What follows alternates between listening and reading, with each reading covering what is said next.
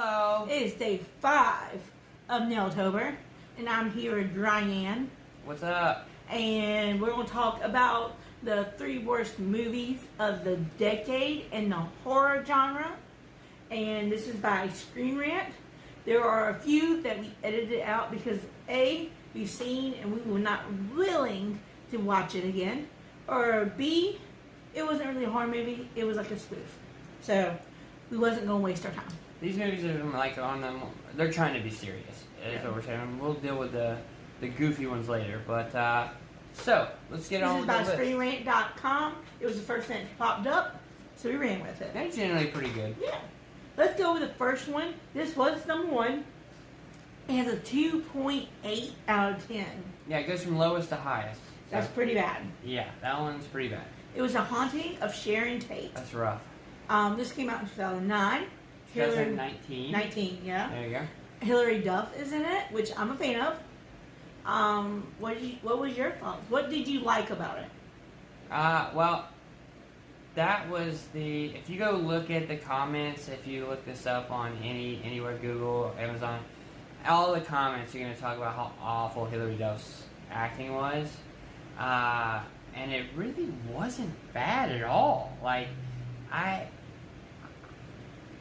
it wasn't great. I didn't but, see anything wrong with it. Mm, I wouldn't be like, oh my god, that was bad.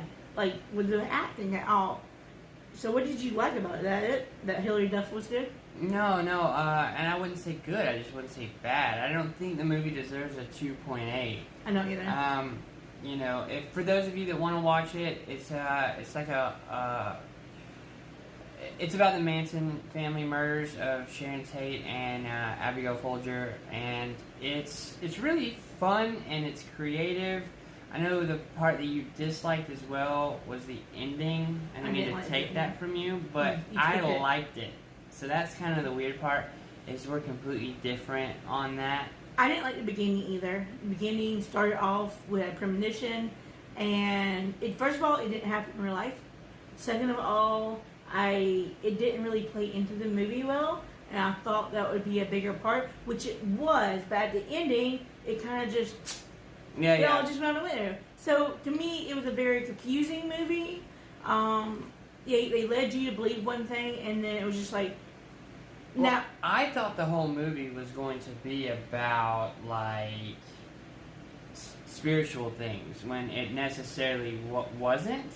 no, I thought so too. Like they hinted to supernatural, but then they pulled it right back. Yeah. So, which I'm glad about. I'm not big into supernatural movies, but like I said, they took it and kind of turned it on its head, a lot like Once Upon a Time in Hollywood, except even a different curveball. And again, I liked it. I liked the ending. It turns out differently. I like Once Upon a Time in Hollywood better. Well, you know, that's an undisputed statement. I mean, he's just gonna make a better movie. One thing we both didn't like was that nobody in the movie but Sharon was likable. Yeah. I didn't like the Folgers girl. I didn't like her boyfriend. I didn't like the hairdresser. Didn't bother me, but he was very little in the movie. Yeah. I thought he was gonna be way more. Being her best friend and all. Like he should have stepped in for her when they were like bullying her around. It seemed the like Folgers girl and her boyfriend was the second main characters of it, besides Sharon. I liked Sharon. I didn't mind the hairdresser, but those two really didn't do anything for the movie for me.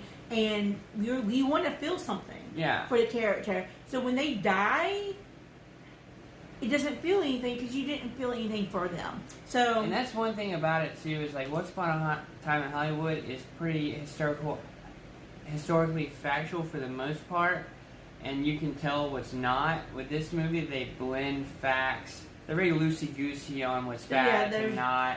I do really appreciate them using the footage of actual Sharon Tate. And that's what kind of bothers me, is I loved that too, and then so you think, oh, this is going to be really accurate when it's... It wasn't accurate at all. If you really want to know about the Manson murders, go check out a YouTube video. Plenty of documentaries, plenty of bad TV movies, plenty of good ones. Go check one of those out. I do not believe this deserved a 2.8. I would give it a strong 5 to 6. Me too. I would run this a 6. There was a lot I didn't like. but I think Hilary Duff came through. Yeah, I think she was maybe one of the best parts of the movie. I would say she was the best part of the movie. She gets so much crap for it, and I don't get it. She did fine, I think. You ready to move on? Yeah. Next one. It was actually number 4 on the list, because I told you about that. It's Cabin Fever. It's 2016 remake of it, and it got a 3.7. Ooh. We liked the original, and I don't too much remember the original, but you didn't dislike it. I didn't hate it, so it doesn't stand out in my mind. But I didn't hate it. I used to own it. I mean, I've seen it many times. Don't have a problem with it. Yeah. This remake, on the other hand, they should not remade it. I was really excited because it had Eli Roth's name attached to it, and for those of you that don't know, he's real big in the horror community. He's done some really cool horror movies, but like, dude, like, I was super disappointed. I'm like, there's no way that rating's right. This is an Eli Roth film. At least he produced it, and I think he wrote it. The first scene, I was already out. Like, it was so bad. It was bad. He, like, poked a dog and it exploded. Number 1, I have 2 rules. I have 2 rules of horror movies. Do not hurt children. Mm-hmm. Do not hurt dogs. Those are my only 2. You can do whatever you want to an adult. Do not hurt children. Do not hurt dogs. And it automatically went. Unless they're creepy ghosts or like. Yeah, but a ghost being a child. Or they're creepy. Dude, there's creepy children in The Shining that I would just smash with a anything regular I had. child. How about that? Okay, all right. Do not do that. So automatically, it started off on the wrong foot for me. But I was gonna give it a chance. It was very rough. Predictable. Yeah, it's rough. Not because I've seen the first one, just because it just gave it away. But you didn't get it as fast as I got it. I mean, it wasn't even that. I didn't get it as fast. I mean, I knew it was going to happen. Obviously, they get a disease. I think everyone knows that. I didn't know in which order it would happen, and I did honestly like some characters better than I did others. And all the characters were pretty rough. I thought that some characters should have been in longer. The sheriff, the really weird sheriff, should have had way, way more screen time.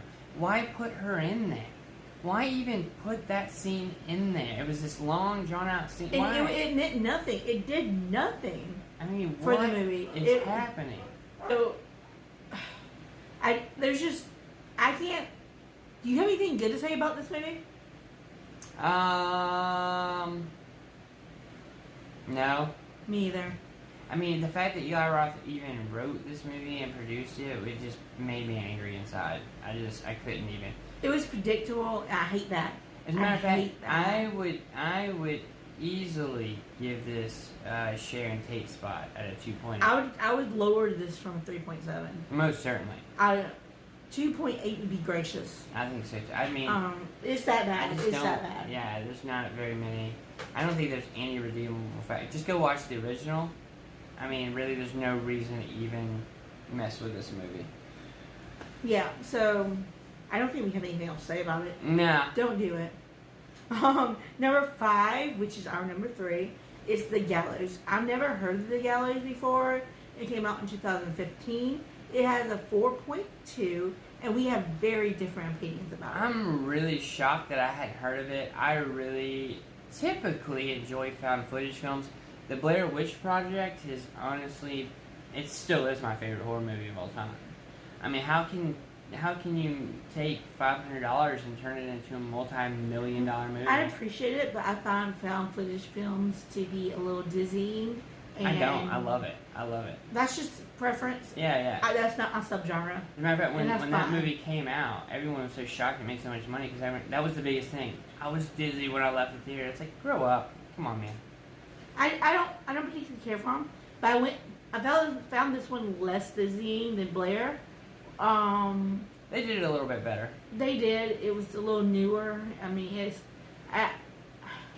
Blair Witch wasn't as pre-planned as most people think it was, and that's why it looks the way it does. But this one was obviously written and planned. But I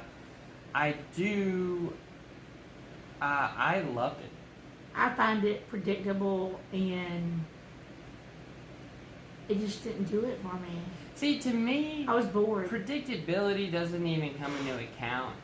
For her, it's very much. she can predict any movie though. For the most part, I mean, I don't even know how she even watches movies. Why does she even use that? You predict everything. I don't know. I want something that makes me go, oh crap, you know. And occasionally, it didn't do it. Occasionally, I can get her. Occasionally, I can get her with one, but it's very rare. And I didn't even care about the predictability of it. I didn't see the ending. She may have. I didn't see it, but I can. Oh, it was so predictable. So it's about basically in 1993 there was a school play that had supposed to be having a hanging, and for whatever reason the stage broke through. The kid actually died. So they were going to the new high school seniors of this class were going to do homage and a decade later, and do the play. And then the boy didn't want to do it, so they went to break in, and then all heck broke loose, and that's where the footage started. They were recording. There's a boy that recorded everything, and it didn't start there when they destroyed the stuff. It gives you some background. It gives a background, but that's when all the crazy stuff starts happening. Yeah. I noticed it from the beginning that he didn't even notice it. He went to open the locker, and then another one opened behind him. I'm ADD though. I don't notice small stuff like that she does, and that might be what makes predictability of the movies different. I think that's a lot of it because I saw things that you didn't see right away, like his father. I knew that was coming because I've seen little clues around, and it didn't shock me. It didn't blow me away. I was bored, and I literally stared at my phone half this movie. But every time she happened to look up, there was a jump scare, and she almost wet herself. So she said she didn't like it. I love jump scares. But jump scares are great. She says she didn't like it, but she likes jump scares. I do like jump scares. I just wish I wish there was a twist that I didn't see coming. Yeah, but you know what? There was a twist. The ending of it was a twist. I give it that. I forgot all about that. Yeah. The ending of it, I wouldn't go rad. I would say that I didn't see it coming. You don't like supernatural stuff. No, and I normally don't, but Blair Witch is supernatural. I would have loved it to be an actual person. Right? Yeah. That would have been my preference. That would have been cool. If it was his girlfriend. I love horror movies I love slashers that involve real people, and oddly enough, 0 of these movies involve real people. So I think that's the key for most people. I hate supernatural stuff normally, Cabin Fever isn't a supernatural. It was right, but none of them involve a literal the haunting of Sharon Tate did. I guess, yeah, but it wasn't like a whodunit type thing. Right. Anyways, I like found footage films. Was this the best one I've ever seen? No. I didn't find it boring either. It kind of grabbed my attention from the beginning. But at the same time, I don't know. What would you rate it? Probably a 3. So it's a 4.2 now. And you're going to give it a 3? What? You're out of your mind. Maybe a 4, if I'm being nice. I'm going to throw it up there in a 7. 7, 8. You're being nice. I'm being way nice to it. And it's because I love found footage films. And I know most of them are supernatural. I know. But it's kind of hard to do a found footage film where there's an actual killer, because most killers aren't stupid enough to leave video laying around. You know what I mean? So let's talk about favorites. Let's line them up. 1, 2, 3. What's your favorite? Number 1 favorite? Gallows. Haunting of Sharon Tate. Just said it? Haunting of Sharon Tate. The Gallows. And I mean, Cabin Fever. I hate that I even wasted that hour and a half of my life. I wish we would have watched number 6 and skipped Cabin Fever. What was number 6? I don't know, but it had to be better. I think Medea was on the list, and it would have been I would have watched Slender Man again. Yeah, it was rough. It was really bad. Okay, guys, that was it. Our worst 3 horror movies according to Screen Rant. And if you like this video, we have several more of these coming out. About we've got different. We will have a kids horror movie, kids Halloween movies. We're gonna do corny videos. Yeah, like movies. a corny horror movies, along the line of, you know, the Leprechaun, things like that. I'm sure that we'll do a slasher list, slasher as well. Yeah. So, Alright, if you want to this is the worst. Are we going to do the best? I think we should do this. Alright, that works. If you want an entry, I didn't turn my phone on silent, so sorry about that. Professional. If you want an entry, tell me if you've ever seen any of these, and if you have not, which one of these sound interesting to you. Yeah. Okay, guys. Take it easy. Happy Halloween. See you on day 6. Stay frosty. If I was rating it, it would be at least a 6. Just high. Hey guys. Stop it for a second. Hey guys. Hello.